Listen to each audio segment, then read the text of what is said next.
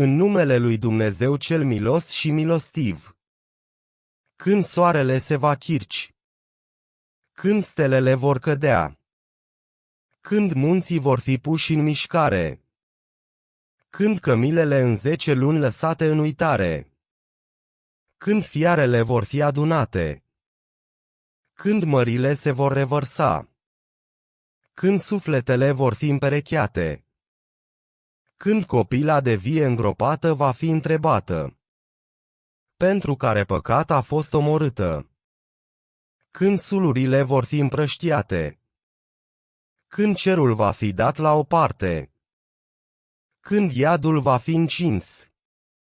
Când raiul va fi aproape. Atunci fiece suflet va ști ceea ce a adus. Ba nu! Jur pe planetele ce alunecă și trec. Pe noapte când se întunecă. Pe zori când linadie. Acesta este cuvântul unui prea cinstit trimis. Cu putere de la stăpânul tronului nezdruncinat.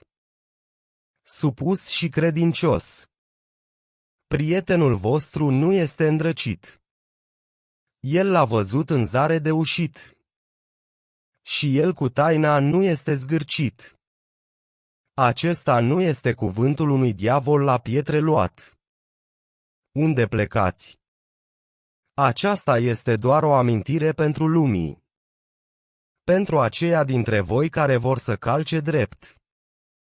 Voi nu voiți însă decât ceea ce Dumnezeu, stăpânul lumilor, voie